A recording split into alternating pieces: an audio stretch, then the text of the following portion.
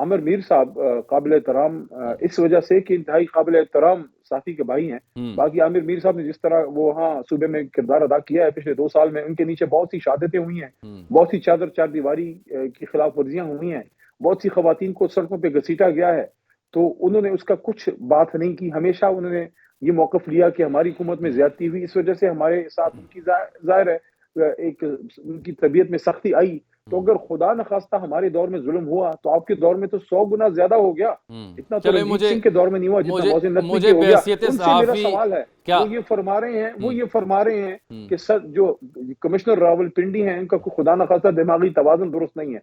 तो अगर आपको पता है कि दुरुस्त नहीं है तो आपने लगाया क्यों आपकी हुकूमत में? फिर तो आपको इस्तीफा देना चाहिए कि आपने ज़हनी तौर पर गैर मुतवाज़िन लोगों को इतने बड़े काम पे लगाया। ये तो सबसे ज्यादा फिर आप जिम्मेदार हैं। चले, मुझे ज़ाती तौर पे बेहद साफ़ी खुशी हुई कि आप हामिद मीर साहब के कायल हुए और उनकी आप तारीफ़ करें। वैसे में आपके दौर में वो भी मातूब ठहरे थे, आपको उनसे बड़े शिकवे होते थे। तो हमेशा उनका इज्जत और उनका एहतराम मैंने हमेशा किया, अपने दौर में भी किया है, आज भी कर रहा हूँ, पिछले अपोजिशन में भी किया है। बाकी नजरिए का या किसी चीज का इख्तिलाफ हो सकता है, फितरी अमल है, लेकिन वो क्रेडिबल साफ़ी हैं, मुल्क के मुस्तनद जहीद साफ़ी हैं, इसमें कोई दो राय नहीं। आपकी पार्टी चीफ इलेक्शन कमिश्नर से मुस्ताफ़ी होने का भी मुतालबा करती है, उससे क्या होगा? मुस्ताफ़ी हो जाएंगे, क्या मसला हल हो जाएगा उससे? जिसके नीचे इतना गलत काम हो उसको इस्तीफा देना चाहिए, मुहज़्ज़ब कौमें ऐसे ही करती हैं। ठीक, अच्छा मैं ज़रा वापस आता हूँ दूसरे मंजरनामे के ऊपर। कल तक पाकिस्तान मुस्लिम लीग नून के रहनुमा थे राना सनाउल्लाह, वो मेरे प्रोग्राम में शरीक गुफ्तगू थे। उन्होंने तस्दीक की कि उन समेत कई एक लीगी रहनुमाओं ने नवाज शरीफ साहब को, शहबाज शरीफ साहब को ये मशवरा दिया है अक्सरियत का कि आपके नंबर नहीं है, आप वफाक में हुकूमत ना बनाएं, पंजाब की हुकूमत ले लें। और उन्होंने ये भी दावा किया कि अगर PTI हुकूमत बनाती है तो उसकी राह में रुकावट नहीं डालेंगे, उन्हें हुकूमत वो बनाने देंगे। उसका क्या बना फिर?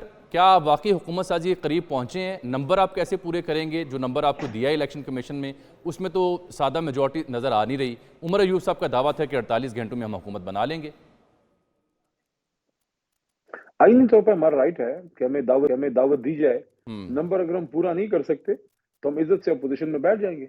लेकिन इस वक्त आपके पास सबसे बड़ा चंक जिसका है, सबसे बड़ा ग्रुप जिसका है, वो पाकिस्तान तहरीक इंसाफ के हिमायत याफ्ता हमारे मेंबरान का है। तो हमारा राइट है, 93 पे हम बैठे हैं, हमें 92+1 है क्योंकि एक हमारे हलीफ जमात के हैं। और दूसरी बात यह है कि आज जो कमिश्नर रावलपिंडी ने बात की है, हमारी बात पे मोहर तस्दीक सख्त हो गई है। और जिस तरीके से 2 दिन पहले मोहतरम मौलाना फजल रहमान साहब ने बात की कि हमारे खिलाफ बाकायदा एक साजिश के तहत वो जो कहते हैं कि कहा गया कि इनकी हुकूमत को खत्म किया जाए, तो मतलब है कि इस तरह की चीजें हैं, हो रही हैं।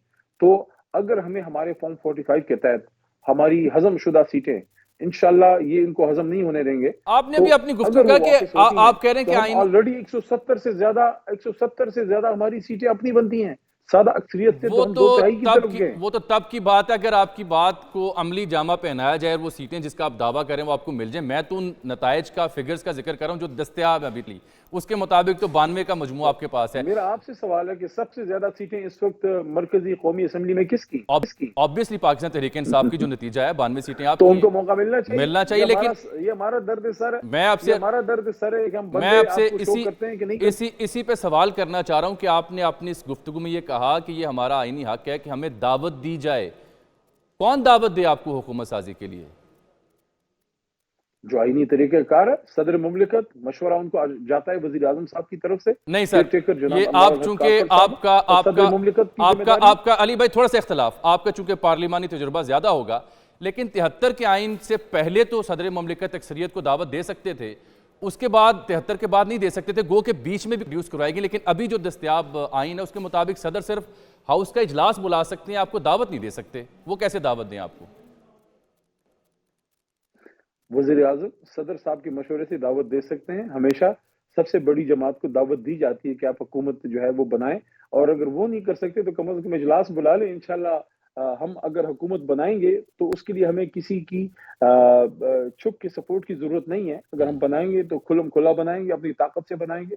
हमारी 2/3 से ज्यादा अल्लाह के हुक्म से अक्सरियत है, हमारी सीटें चुराई गई हैं, हमारा मैंडेट चुराया गया है, अवाम को उनका मैंडेट मिलना चाहिए। हम इंशाल्लाह अपनी हुकूमत बनाने की पोजीशन में है, नहीं है तो अपोजिशन तो कहीं नहीं गई।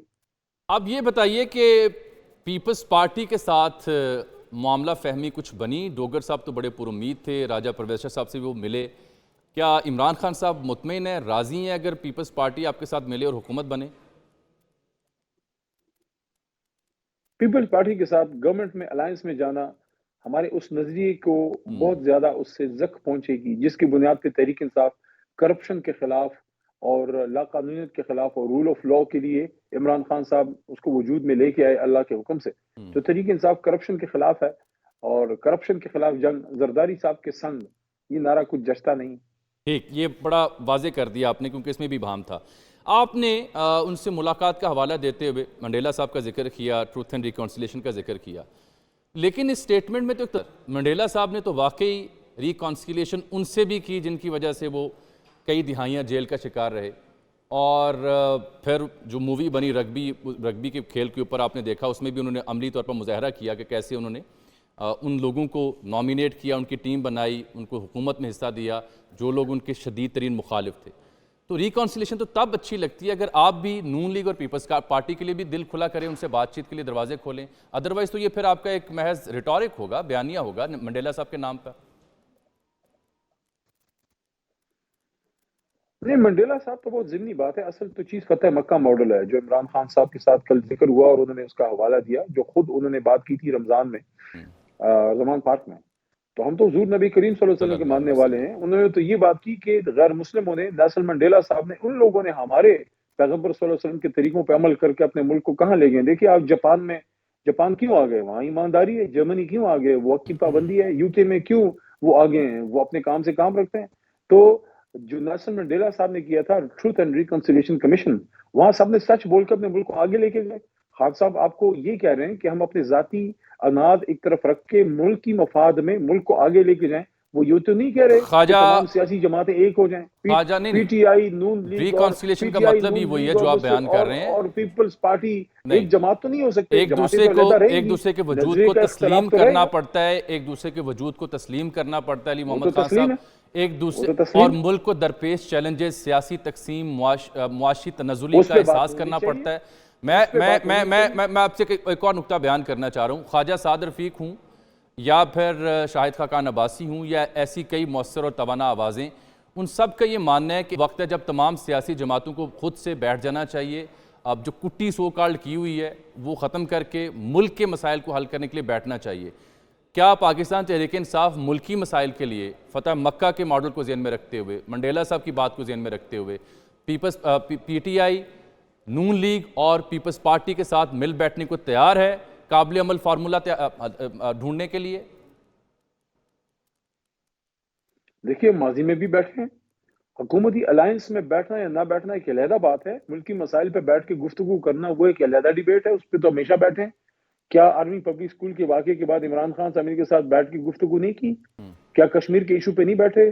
جب ہندوستان نے حملہ کیا کہ ہم سب جوائنٹ سیشن میں اکٹھے نہیں بیٹھے؟ جب ترکی کے صدر، چلیں اچھی بات ہے اگر آپ تیار ہیں. جاتے جاتے ایک چھوٹا سا سوال، آپ نے ایک ٹویٹ کیا تھا کہ ایک اور استعفیٰ آنے والا ہے، کچھ خبر دے دینا ہمیں.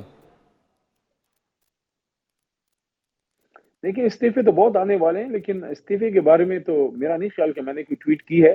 ٹویٹ میں سمجھتا ہوں جو پچھلے سالوں میں سب سے امپورٹنٹ ٹویٹ آئی ہے، میری نہیں، پاکستان کے کسی پولیٹیشین کی، وہ یہ ہے کہ امت کا، قوم کا سب سے بڑا لیڈر زندان میں بیٹھ کے فتح مکہ ماڈل کی بات کر رہا ہے کہ میں اپنا ذاتی انتقام نہیں لوں گا.